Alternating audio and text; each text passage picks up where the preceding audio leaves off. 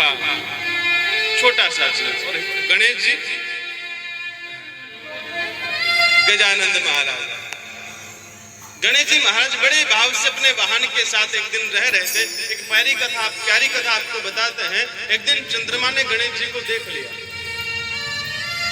गणेश जी महाराज जब अपने वाहन पर बैठकर जा रहे थे तो चंद्रमा की नजर पड़ी और चंद्रमा ने गणेश जी का उपहास उड़ाया, हंसी उड़ाई। बोले देखो, गणेश जी तो इतने बड़े और वाहन। खूब हंसा चंद्रमा। चंद्रमा ने इतना उपहास गणेश जी का उड़ाया कि गणेश जी को क्रोध आ गया और क्रोध में भरकर गणेश जी ने महाराज ने आज चंद्रमा से कहा, भाई मैं तुझे श्राप देता हूं कि जा तुझे जिस बात का अहंकार है ना, तू श्रीहीन हो जा, क्रांतिहीन हो जा। आज चंद्रमा को श्राप लग गया।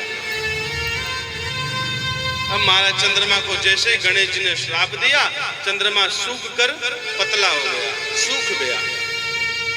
उसकी क्रांति खत्म हो गई, उसकी चमक खत्म हो गई। अब महाराज रात में अंधेरा ही अंधेरा हो, चंद्रमा का जो तेज है वो नष्ट हो गया।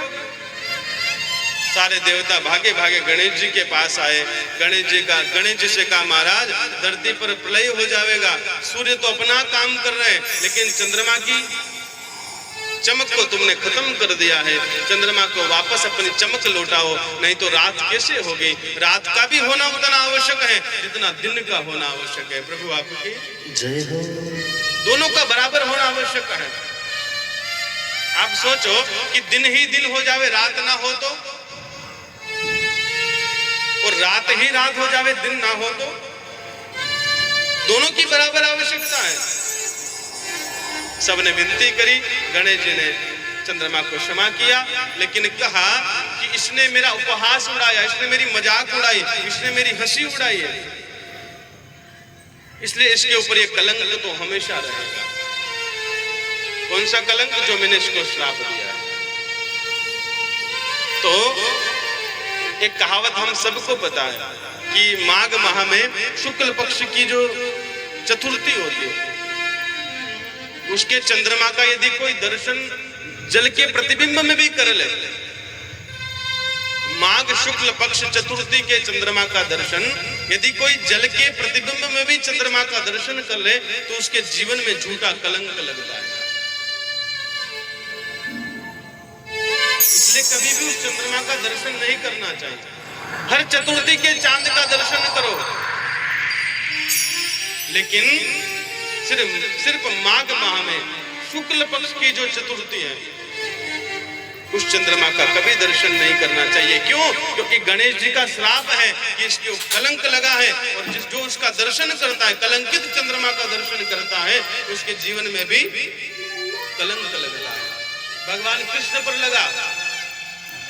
भागवत में कथा आती है, सत्राजित जो भगवान की नगरी में रहता है, द्वारिकापुरी में, सत्राजित का छोटा भाई प्रसेन, सत्राजित ने सूर्य भगवान की आराधना करके मणि प्राप्त करी, जो 1.25 सेर सोना रोज देती। सत्राजित कुछ ही दिनों में बड़ा धनवान बन गया। भगवान कन्हैया ने जाकर कहा, भाई ये मणि मुझे दे दे, धर्म के कार्य में लगाऊंगा। सत्राजित ने कहा, भाई मणि तो नहीं दूंगा। और स्वाभाविक बात है, जो मणि धन देती हो, सोना देती हो, उस मणि को कोई नहीं देता। प्रभु आपकी यदि ऐसी मणि आपको मिल जावे तो, यदि ऐसी मणि आपको मिल जावे जो रोज 1.25 सेर सोना दे, और मैं आकर कह दूं भाई मणि दे दोगे? बोले महाराज जाओ अपना काम करवा, मणि थोड़ी दूंगा। जो सोना देती हो। सत्राजित ने मना कर दिया। महाराज भगवान चले आए। सत्राजित का जो छोटा भाई प्रसेन है, उसने उस मणि को धारण किया, और महाराज मणि को धारण करके संसार को दिखाने चला गया। ये संसार का स्वभाव है। संसार का जीव संसार के धन को संसार को दिखाता है। प्रभु आपकी यदि कोई माता है सोने के कान के कुंडल ले आए या हार ले आए, तो जब तक वो 10 आदमी को 10 बहनों को दिखा ना दे तब तक रोटी भी नहीं भागा, भोजन भी नहीं भागा। और जब विवाह में जाती है महाराज, विवाह में जैसे पहन के जाएगी सबके आगे आगे जाकर बात करेगी, और यदि कोई ना पूछे तो भी ताकि ये देखे पूछे ये कहां से लाए। Alpha.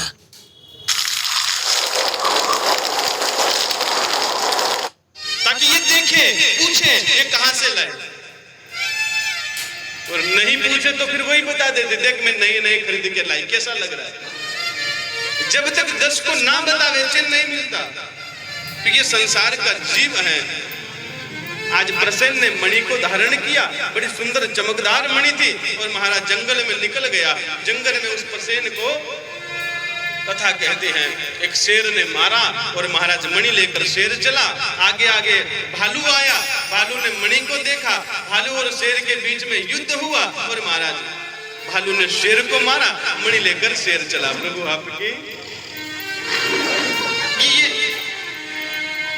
संसार की हर चमकदार वस्तु पर संसार मोहित होता है। प्रभु आपकी चाहे वो कोई भी हो, चाहे वो जानवर हो चाहे मनुष्य हो, संसार की हर सुंदर चीज पर हर व्यक्ति आकर्षित होता है। तो महाराज, और जैसे ही पता चला पूरे गांव में कि प्रसेन मारा गया, सत्राजित ने तो खबर फैला दी कि भाई मेरे भाई को किसी और ने नहीं कृष्ण ने ही मारा है। प्रभु आपकी, क्योंकि कन्हैया मणि मांगने आया था, मैंने दी नहीं, इसलिए कन्हैया ने मेरे भाई को, और भगवान पर झूठा कलंक लग गया, क्योंकि भगवान ने उस चंद्रमा का दर्शन किया था।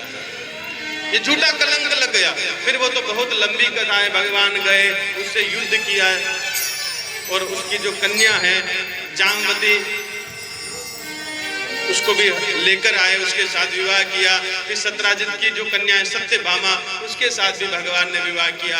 जब सत्राजित को यह बात पता चली कि भगवान ने मणि नहीं चुराई थी, तो फिर ये कलंक भगवान का दूर हुआ। तो ये कथा भागवत में बहुत विस्तार में हमने इसलिए आपको सुनाई ताकि आपको पता चले कि उस माघ माह में शुक्ल पक्ष चंद्रमा का कभी दर्शन नहीं करना चाहिए। आज